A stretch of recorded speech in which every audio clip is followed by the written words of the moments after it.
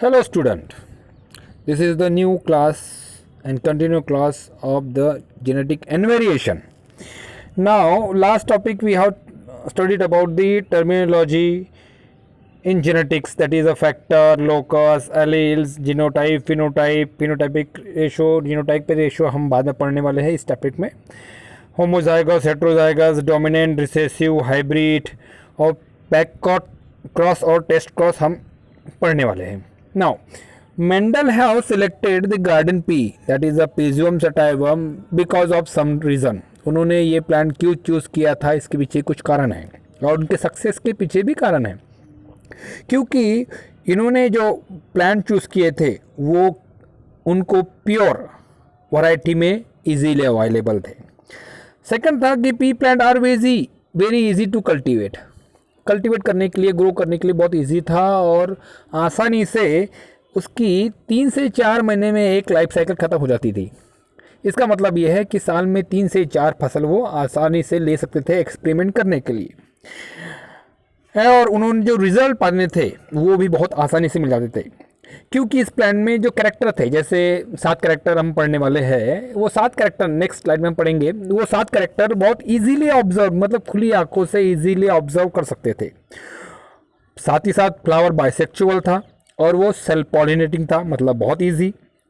Flower can cross pollinate also. Emasculation, जैसे हमें last topic में पढ़ चुके हैं, ई मस्कुलेशन होता क्या है. तो ई मस्कुलेशन के प्रोसेस से वो इजीली क्रॉस पॉलिनेट कर सकते थे, मतलब एक प्लांट का पोलन ग्रेन दूसरे प्लांट के स्टिग्मा के फ्लावर पर आसानी से, आप फ्लावर के स्टिग्मा पर आसानी से ड्रॉप कर सकते थे. इसीलिए उन्होंने ये प्लांट चूज़ किया.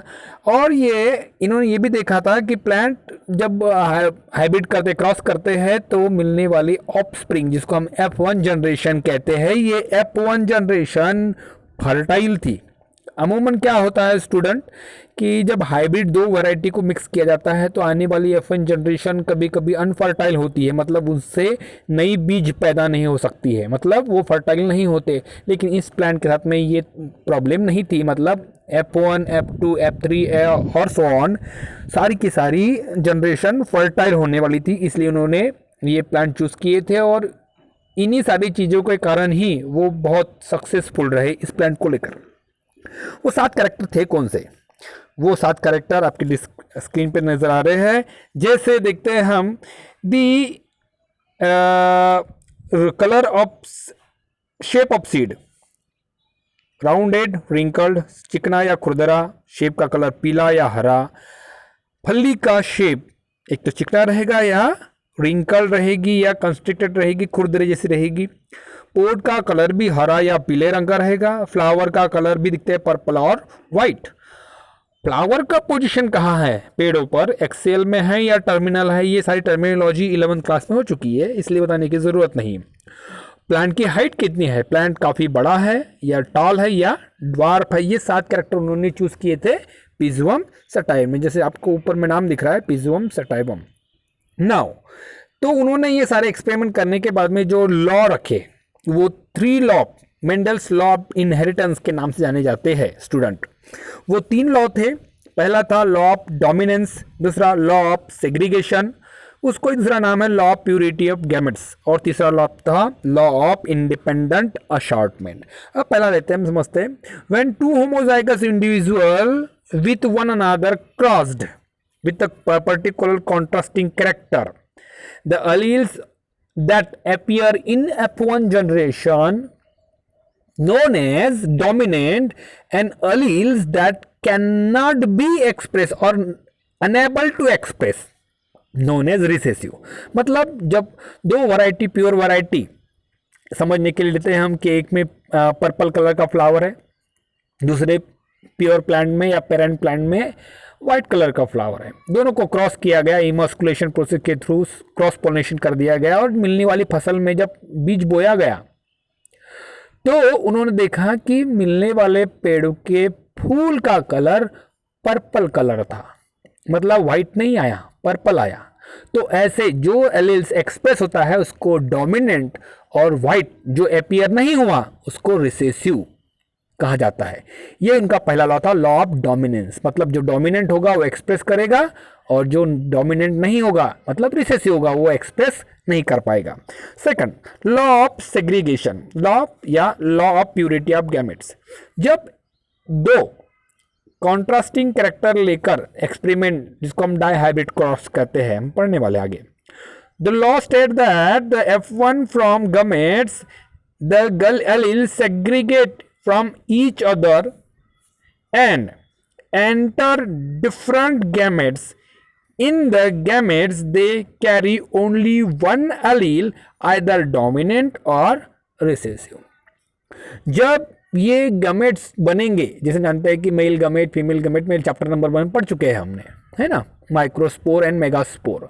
जब बनते हैं तब तो उन्होंने देखा कि जब जाएंगे तो कोई भी गमेट्स अलील्स एक साथ में नहीं जाएंगे, मतलब दो कॉन्ट्रास्टिंग कैरेक्टर है, पर्पल कलर का फ्लावर है, वाइट कलर का फ्लावर है, तो दोनों एक साथ में नहीं जाएंगे।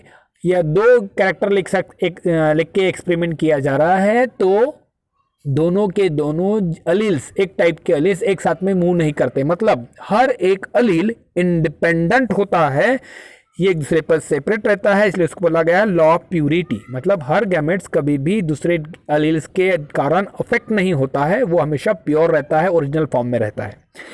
तीसरा लॉ कहता है लॉ ऑफ इंडिपेंडेंट असॉर्टमेंट। जब हम डाइहाइब्रिड क्रॉस देखेंगे तो देखेंगे कि हर एक अलील्स अपने आप इंडिपेंडेंटली मूव करेगा, मतलब वो दूसरे जीन पर अफेक्ट नहीं करेगा या डिपेंड नहीं रहेगा, मतलब they have independent on the independently, not depend on other pair of alleles, means they have two or more pair of contrasting character, only वही अफेक्ट करेगा जाएगा, वो दूसरे पर डिपेंड नहीं रहेगा, हर एक अलील्स इंडिपेंडेंटली मूव करेगा और इंडिपेंडेंटली ही एक्सप्रेस करेगा। हम डाइहाइब्रिड को समझेंगे इस किस तरह से वो अफेक्ट करता है, ये हम समझेंगे। नाउ आगे जा रहे हैं हम, आई होप सो कि आपको तीनों लॉ समझ में आ गए होंगे। कौन से law of dominance, law of segregation and law of independent assortment. Now हम आते हैं अभी मोनो हाइब्रिड क्रॉस को। जैसे मैं बताया कि हम लॉ ऑफ डोमिनेंस को मोनो हाइब्रिड क्रॉस से रिप्रेजेंट करते हैं या एक्सप्रेस करते हैं। देखेंगे आप कि यहाँ पे mono hybrid cross Mendel's first law लिखा हुआ है, फिनोटाइप दिखा हुआ है, जैसे हमारे नीचे में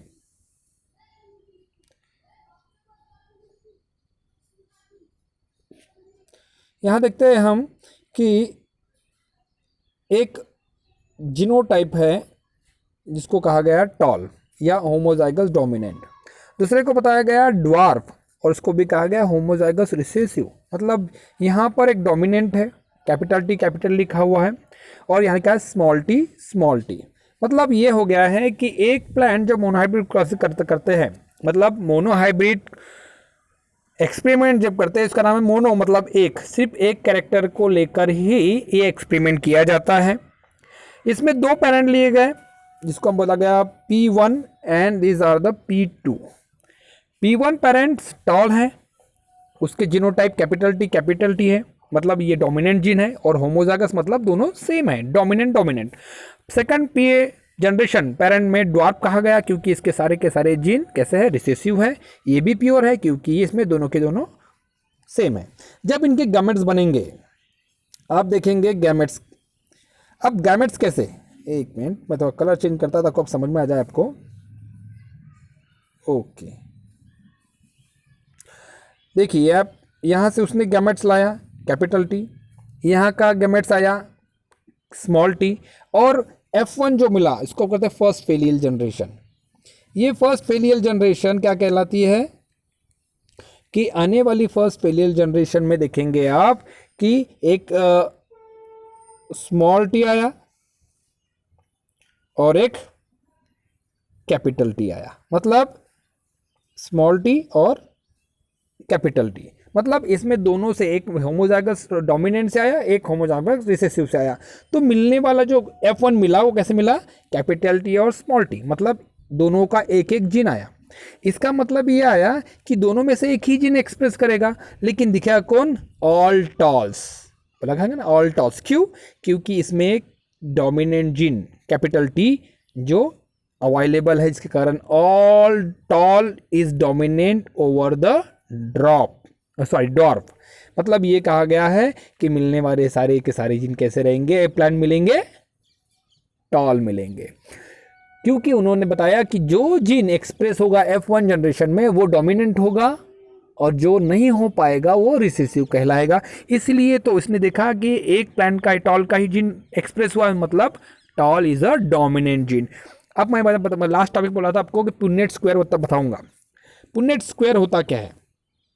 देखेंगे आप, एक स्क्वायर बना हुआ है ना, दीज आर द स्क्वायर। यहाँ पर चार्ट बने हुए हैं।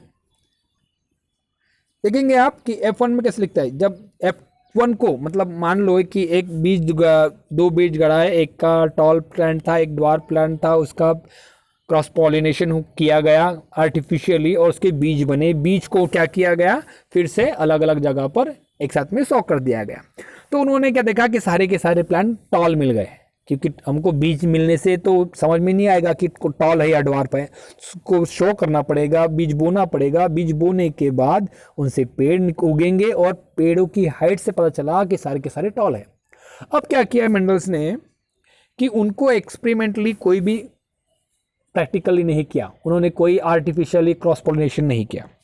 सिर्फ क्या किया उन्होंने कि उनको जैसे नेचुरल में सेल्फ पॉलिनेशन करता है वैसे करने दिया। और जब उन्होंने उनके बीजों को जब देखा तो उसको कहा गया F2 generation, second failure generation, जिसमें कोई भी क्रॉस पॉलिनेशन नहीं किया गया था, कोई भी एक्सपेरिमेंट नहीं किया गया था। तो उसमें क्या होगा कि ये जो कैपिटल टी और स्मॉल टी बना है F2 F1 में, यहाँ से दोनों के दोनों गमेट्स अलग हो जाएंगे। यहाँ पे भी देखेंगे, मान लो ये एक प्लांट है और ये दूसरा प्लांट है, तो क्या हुआ? एक मिनट में थोड़ा बाकी सारी चीज इरेज कर देता हूँ ताकि आपको समझ में आ जाए, है ना, इस तरह से। चलो अब समझ में आ जाएगा अपने को फिर से एक बार। ओके, अब देखते हैं हम कि एक कैपिटल टी, ये मान लो ये मेल का है, फीमेल का कर देते हैं और इसको हम कर देते हैं मेल के। तो मेल से गैमेट से एक आया और फीमेल से एक आया, तो ये कैपिटल टी था, ये भी कैपिटल टी था, इसलिए कैपिटल टी। फिर एक कैपिटल टी आया और दूसरे से स्मॉल टी आया, इसमें भी एक डोमिनेंट एक रिसेसिव है, तो ये भी टॉल निकला। यहाँ देखते हैं हम उसके नीचे कि स्मॉल टी आया, कैपिटल टी आया, तो इसमें भी कैपिटल टी स्मॉल टी। लेकिन लास्ट में जब देखते हैं हम कि एक स्मॉल टी आया और उस पर से भी स्मॉल टी आया, तो इसमें भी ड्वार्फ नजर आया। तो F1 में क्या निकला हमको, सॉरी F2 में क्या निकला? ये F2 में क्या निकला? The phenotypic ratio, last topic में था जीनोटाइप और फिनोटाइप, है ना। फिनोटिपिक रेशियो और जीनोटिपिक रेशियो समझ लेते हैं हम। फिनोटिपिक मतलब, फिनोटाइप मतलब जो आंखों से दिखता है वो फिनोटाइप। तो कैसे मिलेगा? उसका देखेंगे, ये टॉल है, ये भी टॉल है और ये भी टॉल है। इसका मतलब है 3 टॉल है और ये ड्वार्फ निकला, तो एक ड्वार्फ, मतलब फिनोटाइप हो गया 3:1। 4 में से 3%, मतलब हम जानते हैं कि 1 रुपए में से 75 पैसे कैसे निकले? टॉल निकले, और 25% ड्वार्फ निकले, मतलब इसलिए इसको 3:1 रेशियो कहा गया। अब ये हो गई फिनोटाइप की खुली आंखों से देखने पर। लेकिन अगर हम जीनोटाइप में देखें, एक मिनट, ये सारी चीजें फिर से हटा देता हूं मैं। अब हम देखते हैं जीनोटाइप में देखते हैं, तो देखेंगे आप कि इसमें कैपिटल टी रही है, मतलब दोनों एलिस कैसे है? डोमिनेंट फॉर्म में है। यहां पर देखते हैं हम कि एक टॉल और एक ड्वार्फ, मतलब डोमिनेंट जीन भी है और रिसेसिव जीन भी है, तो हाइब्रिड हो गया। ये होमोजाइगस तो है नहीं, तो इतने कैसे हैं? 2 होमोजाइगस नहीं, हेट्रोजाइगस हो गए। और तीसरा देखते हैं हम, प्योर है, स्मॉल टी, मतलब होमोजाइगस रिसेसिव, मतलब हम ये देख रहे हैं कि होमोजाइगस डोमिनेंट भी है, होमोजाइगस रिसेसिव भी है, और बच्चे दो कैसे हैं, हेट्रोजाइगस हाइब्रिड। तो इसलिए अब जीनोटाइप हो गया, देखो क्या है, 1:2, 1 कहां से आया, capital T homozygous dominant, 2 heterozygous और 1 होमोजाइगस रिसेसिव, इसलिए उसका जीनोटाइप क्या है, 1:2:1। कैसा है, 1:2:1। कहाँ गया वो,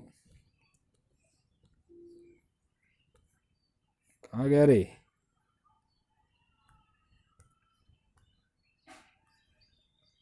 है ना। तो इस तरह से उसका 1:2:1 निकला जीनोटाइप, और फिनोटाइप क्या निकला, 3:1। ये हो गया मोनोहाइब्रिड का। It is a simple method. फिर से अगर एक क्विक लुक लेता हूं, कैसा है, फिनोटाइप है P1 P2, P1 कैसा है, homozygous dominant capital T, P2 कैसा है, होमोजाइगस रिसेसिव स्मॉल टी, दोनों से गैमेट आए तो क्या बना, कैपिटल टी और स्मॉल टी, मतलब हाइब्रिड। हेट्रोजाइगस, और कौन रिप्रेजेंट करेंगे, टॉलनेस को, जिसको हम F1 जनरेशन कहते हैं। M1 जनरेशन को सॉक कर दिए खेत में, तो उनसे नए पेड़ निकले, तब पेड़ से पता चला कि उनके सारे के सारे पेड़ कैसे निकले थे, टॉल थे, इसलिए tall is a dominant character and dwarf is a recessive character. उसके बाद में देखा कि उनको जो गढ़ चुके हैं, पेड़ उग चुके हैं, तो उनको विदाउट एक्सपेरिमेंट उन्होंने क्या करने दिया, सेल्फिंग करने दिया गया, या हम समझेंगे कि उसको सेल्फ पॉलिनेटिंग करने दिया गया विदाउट एनी रिस्ट्रिक्शन। तो उन्होंने देखा कि F2 निकला, फिर बीज निकले, तो उन्होंने देखा कि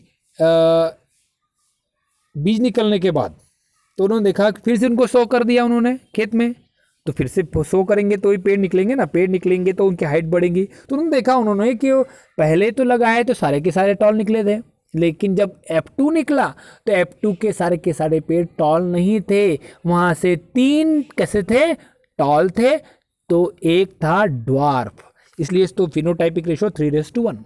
लेकिन जेनेटिकली ऐसा नहीं था। जेनेटिकली कैसे थे, एक ऐसा था जो होमोजाइगस डोमिनेंट कैपिटल टी वाला थी, 2 थे हाइब्रिड कैपिटल टी और स्मॉल टी, और चौथा था वो स्मॉल टी मतलब होमोजाइगस रिसेसिव। इसलिए तो जीनोटाइप 1:2:1 निकलता है, और ये मोनोहाइब्रिड का जीनोटाइप और फिनोटाइप है। एग्जाम में पूछता है कई बार क्वेश्चन कि what is the genotypic ratio in the monohybrid cross, और what is the genotype of the monohybrid cross और phenotype of the monohybrid cross. हम नेक्स्ट क्लास में लिखेंगे, पढ़ेंगे कौन सा, डाई हाइब्रिड क्रॉस। ठीक है, तब तक के रीड करें और उसको समझे। Thank you.